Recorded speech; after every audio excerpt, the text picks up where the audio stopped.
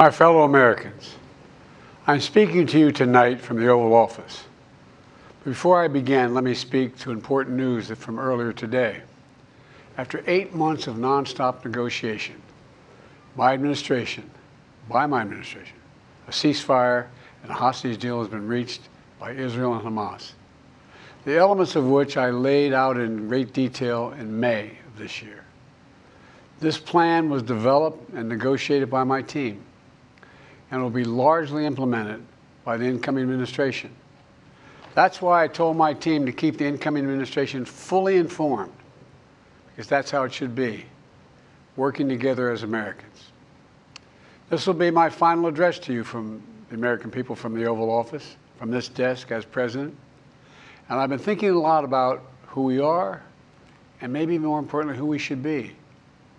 Long ago in New York Harbor, an iron worker installed beam after beam, day after day. He was joined by steel workers, stonemasons, engineers. They built not just a single structure, but a beacon of freedom.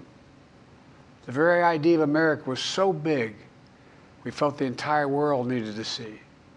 The Statue of Liberty, a gift from France after our Civil War. Like the very idea of America, it was built not by one person, but by many people, from every background and from around the world. Like America, the Statue of Liberty is not standing still. Her foot literally steps forward atop a broken chain of human bondage. She's on the march, and she literally moves. She was built to sway back and forth to withstand the fury of stormy weather, to stand the test of time because storms are always coming. She sways a few inches, but she never falls into the current below. An engineering marvel. The Statue of Liberty is also an enduring symbol of the soul of our nation. A soul shaped by forces that bring us together and by forces that pull us apart.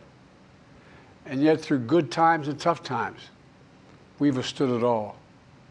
A nation of pioneers and explorers, of dreamers and doers, of ancestors native to this land, of ancestors who came by force, a nation of immigrants who came to build a better life, a nation holding the torch of the most powerful idea ever in the history of the world, that all of us are created equal, that all of us deserve to be treated with dignity, justice, and fairness, that democracy must defend and be defined and be imposed, moved in every way possible. Our rights, our freedoms, our dreams. But we know the idea of America, our institution, our people, our values that uphold it are constantly being tested. Ongoing debates about power and the exercise of power, but whether we lead by the example of our power or the power of our example, whether we show the courage to stand up to the abuse of power or we yield to it. After 50 years at the center of all of this, I know that believing in the idea of America means respecting the institutions that govern a free society, the presidency, the Congress, the courts, a free and independent press, institutions that are rooted, they just might not reflect the timeless words, but they echo the words of the Declaration of Independence. We hold these truths to be self-evident. Rooted in the timeless words of the Constitution, we the people. Our system of separation of powers, checks and balances, it may not be perfect, but it's maintained our democracy for nearly 250 years. Longer than any other nation in history that's ever tried such a bold experiment.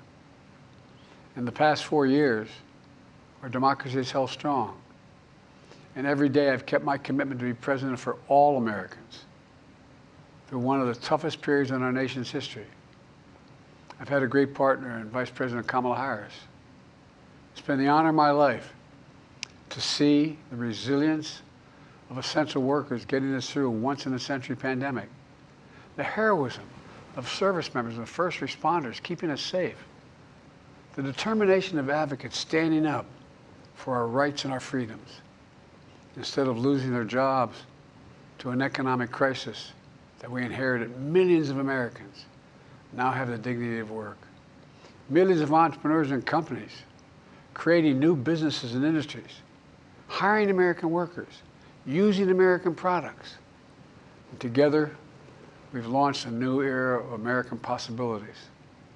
One of the greatest modernizations of infrastructure in our entire history, from new roads, bridges, clean water, affordable high-speed internet for every American. We invented the semiconductor, smaller than the tip of my little finger, and now is bringing those chip factories and those jobs back to America where they belong, creating thousands of jobs. Finally, giving Medicare the power to negotiate lower prescription drug prices for millions of seniors. And finally, doing something to protect our children and our families by passing the most significant gun safety law in 30 years and bringing violent crime to a 50-year low, meeting our sacred obligation to over 1 million veterans so far who are exposed to toxic materials, and to their families, providing medical care and education benefits and more for their families. You know, it will take time to feel the full impact of all we've done together. But the seeds are planted, and they'll grow and they'll bloom for decades to come. At home, we've created nearly 17 million new jobs, more than any other single administration, a single term. More people have health care than ever before. And overseas, we've strengthened NATO. Ukraine is still free. And we pulled ahead of our competition with China, and so much more. I'm so proud of how much we've accomplished together for the American people. And I wish the incoming administration success, because I want America to succeed. That's why I've upheld my duty to ensure a peaceful and orderly transition of power, to ensure we lead by the power of our example. I have no doubt that America is in a position to continue to succeed.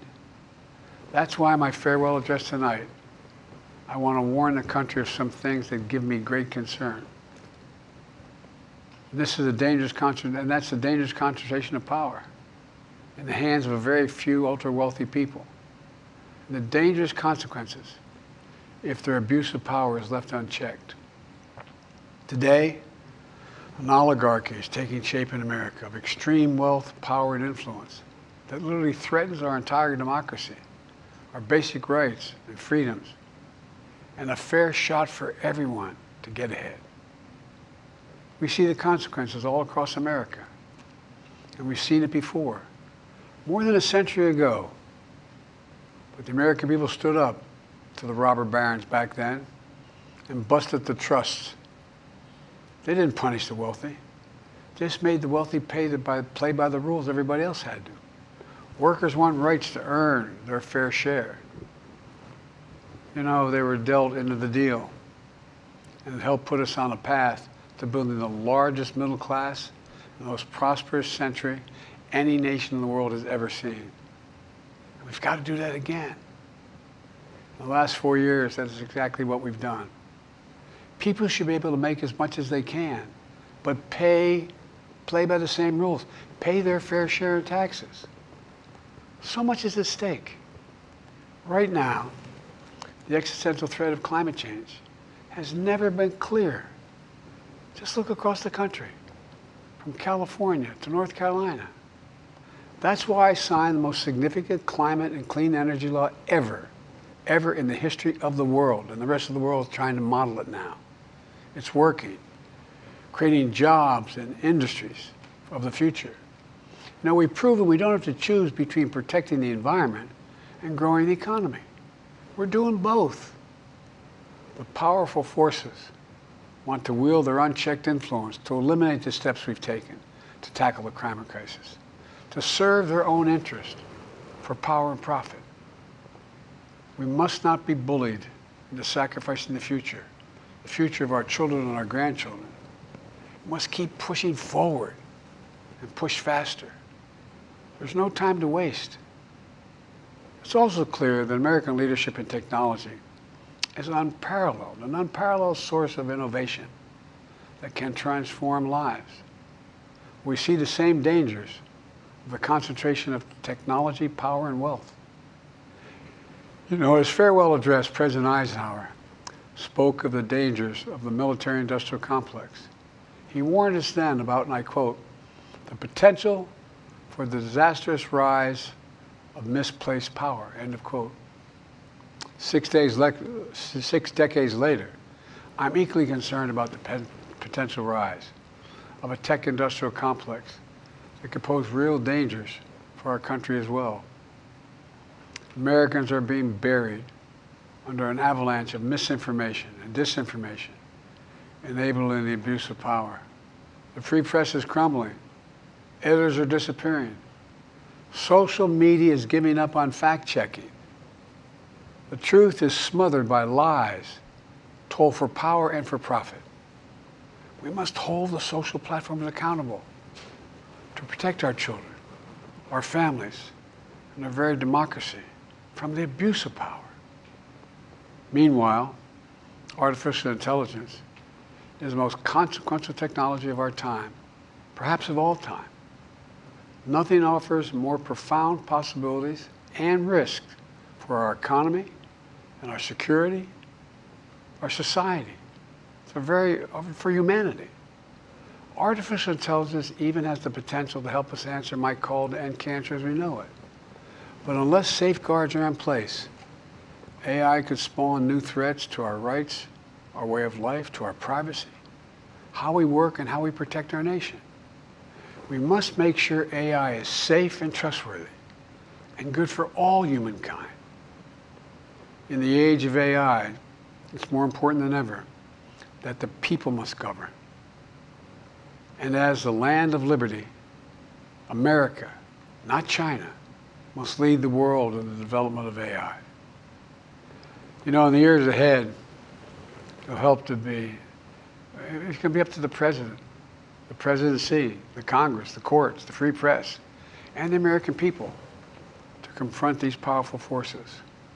We must reform the tax code, not by giving the biggest tax cuts to billionaires, but by making them begin to pay their fair share. We need to get dark money. That's that hidden funding behind too many campaigns contributions. We need to get it out of our politics. We need to enact an 18-year time limit, time and term, for the strongest ethics reforms for our Supreme Court. We need to ban members of Congress from trading stock while they're in the Congress. We need to amend the Constitution to make clear that no president is immune from crimes that he or she commits while in office. The president's power is not limited. It's not absolute, and it shouldn't be. And in a democracy, there's another danger to the concentration of power and wealth. It erodes a sense of unity and common purpose. It causes distrust and division. Participating in our democracy becomes exhausting and even disillusioning. And people don't feel like they have a fair shot. We have to stay engaged in the process. I know it's frustrating. A fair shot is what makes America, America. Everyone's entitled to a fair shot. Not a guarantee, but just a fair shot. An even playing field. Going as far as your hard work and talent can take you. We can never lose that essential truth, remain who we are. I've always believed, and I've told other world leaders, America can be defined by one word: possibilities. Only in America do we believe anything is possible. Like a kid with a stutter from modest beginnings in Scranton, Pennsylvania, and Claremont, Delaware, sitting behind this desk in the Oval Office as President of the United States. That's the magic of America. It's all around us. Upstairs in the residence of the White House, I've walked by a painting of the Statue of Liberty I don't know how many times. In the painting, there's several workers climbing on the outstretched arm of the statue that holds the torch. It reminds me every day I pass it of the story and soul of our nation and the power of the American people. There's a story of a veteran. This is a veteran, the son of an immigrant, whose job was to climb that torch and polish the amber panes so rays of light could reach out as far as possible. He was known as the keeper of the flame. He once said of the Statue of Liberty, quote, "speaks a silent universal language, one of hope that anyone who seeks and speaks freedom can understand." Yes, we sway back and forth to withstand the fury of the storm, to stand the test of time. A constant struggle, a short distance between peril and possibility. But what I believe is the America of our dreams is always closer than we think. And it's up to us to make our dreams come true. Let me close by stating my gratitude to so many people, to the members of my administration, as well as public service and first responders across the country and around the world. Thank you for stepping up to serve. To our service members and your families, it's been the highest honor of my life to lead you as Commander-in-Chief. And of course to Kamala and our incredible partner, the historic Vice President. She and Doug have become like family. And to me, family's everything. My deepest appreciation to our amazing First Lady who's with me in the Oval today, for our entire family. You're the love of my life and the lives of my love.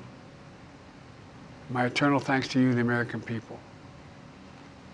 After 50 years of public service, I give you my word. I still believe in the idea for which this nation stands. A nation where the strength of our institutions and the character of our people matter and must endure. Now it's your turn to stand guard. May you all be the keeper of the flame. May you keep the faith. I love America. You love it too. God bless you all. And may God protect our troops. Thank you for this great honor.